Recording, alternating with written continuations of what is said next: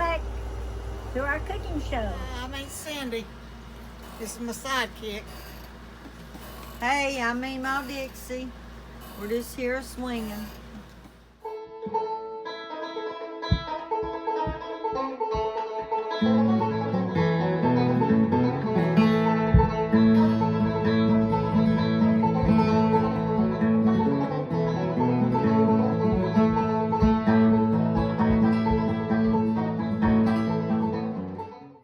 Make good brownies. And what can you not make? I cannot make brownies. I can't even go by the recipe and make brownies. They always turn out like really, really hard. Or you have to eat them with a spoon. But How Anna funny. makes good brownies, and I don't make good brownies. And what do you not make? And I don't make my cookies like Debbie. Mixed something the other night. I said, well, call Debbie and tell her to make you some, man. You know, she tried to do an episode for us. Messed up every batch she did. She couldn't do it while we were filming. Well, them she brought over here at my party, them two boys went crazy over them. She couldn't make them on camera, though. They're so yummy. Yep. I'll help her make them. I know how. All right, Elena says she'll help teach you. Okay. With Aunt Trula, she always fixed me fried pimento cheese sandwiches. Oh, they're good.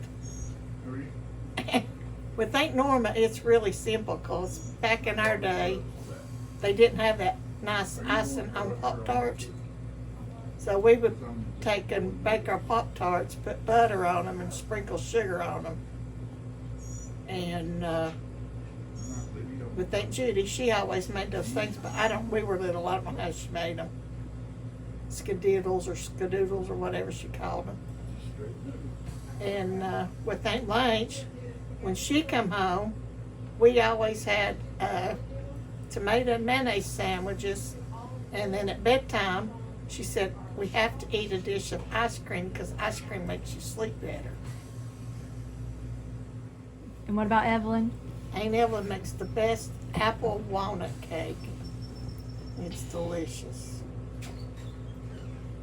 All right, so you get hungry around 10 o'clock, and what was your snack the other night? A can of biscuits. Popped them in the oven, and of course they're only about this big. They're the little old cheap ones, but they got the best taste. And I ate 5, and Mom ate 5. I ate mine, one tomato, but I ate butter and strawberry jelly on mine. I ate 3 with tomato and 2 with nothing. I don't like the frozen biscuits you buy in the store. I don't like them. How often do you make homemade biscuits? I made some day before yesterday. I don't make We it, had- Cindy does. We had breakfast for supper. We had sausage and gravy and biscuits and eggs. And Cooked apples. Aunt Judy used to make with her leftover dough something called Skediddles, something. Something she made up. And I tried to figure out how to do it for Teresa, but I didn't get my dough rolled out thick enough. Thin enough, so it didn't come out right. So I'm going to have to redo it and try it and figure out how to do that. Teresa made some the other day, looked really good. And what are they? Some Aunt Judy made up. She called them Skediddles. Just brown sugar and butter. You roll it out as thin as you can get it, and you put butter on it, and brown sugar and cinnamon, and then you roll it back up, and then you bake it, and then you slice it and eat it. Well, Teresa's looked real good. Well, mine didn't. I didn't get mine rolled out good enough. No, we won't show her yours.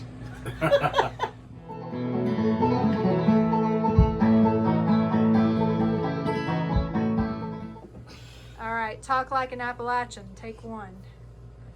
So, we've heard most of these living in our area here. I've heard most of them, but a lot of people probably don't know what these mean. So, if we say somebody's knee high to a grasshopper, what's that mean?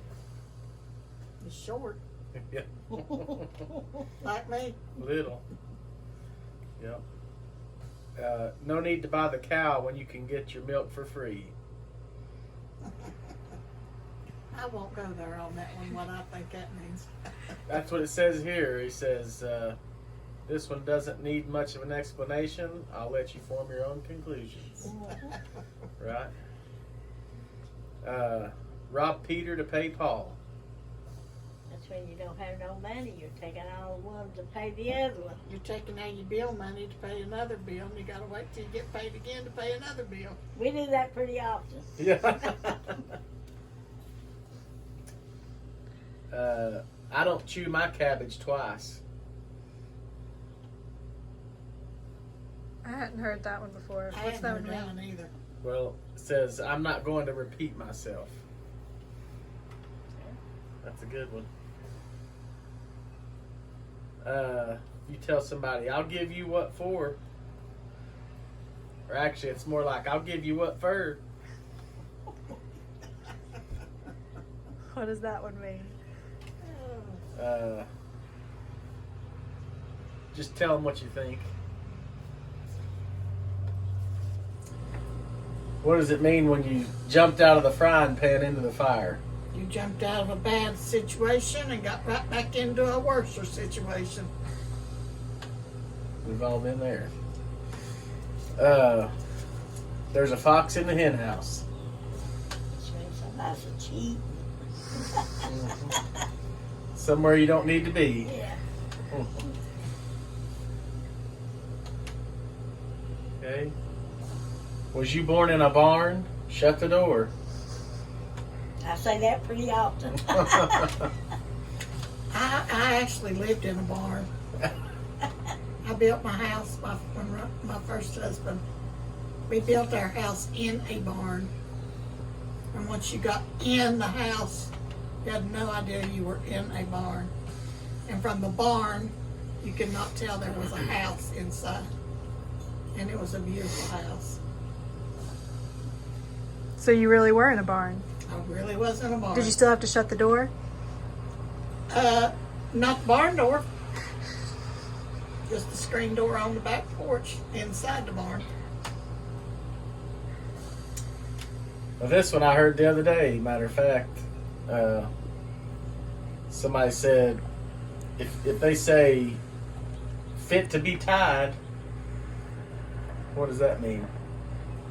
Mama was fit to be tied. She was madder than the old red. Oh, yeah. Yeah, I was talking about something the other day and explaining something to somebody, and that I was upset with a couple students. And she said, well, yeah, I'd say you were fit to be tied about that.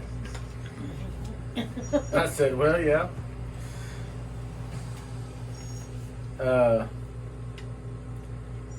I ain't seen you in a coon's age. Ain't seen you in forever.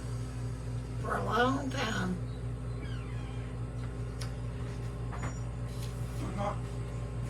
Come in. Howdy. Hey, hey. Smells like Sunday. Smells like Sunday. Happy Sunday. Happy Sunday. Spaghetti's on the stove. I'm gonna get me a plate. I'm so hungry. Says, you say, I don't care if it hair lips Granny. Never heard that. I don't care how mad you get. Yeah. Have you heard that before? I hadn't In other heard that words, one. I don't care who it offends. Yep. Because if you don't care to make your granny mad, that's pretty far, I guess.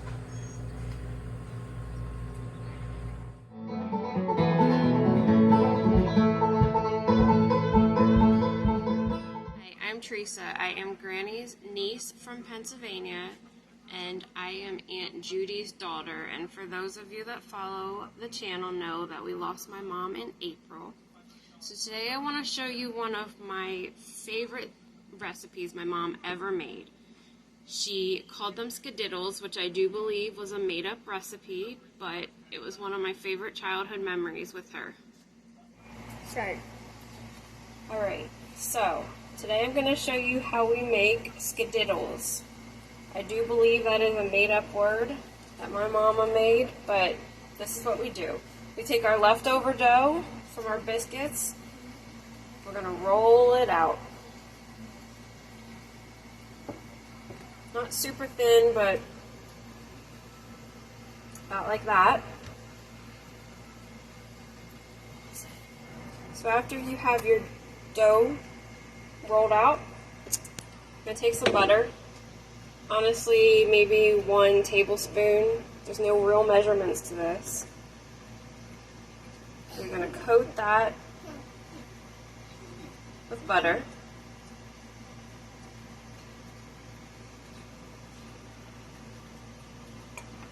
Then you're gonna take some brown sugar. You're just gonna cover this.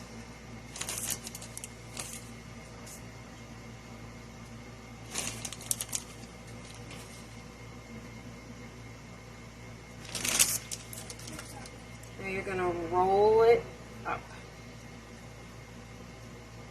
Some of it's gonna go out the sides, but that's alright. You can clean that up later.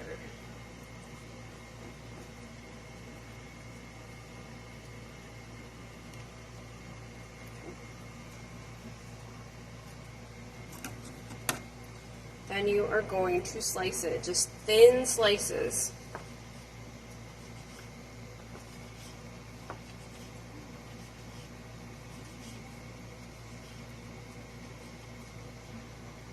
They're going to look about like this. You're going to get ready to put them on a pan and put them in the oven. Alright, we just pulled these out of the oven. They cooked for about 8 minutes. I left the oven on from the biscuits at 350, and normally it takes about 8 to 10 minutes to make them. Hi, I'm Emma. I'm Granny's niece, and today I'm going to be trying my mama's Skediddle recipe.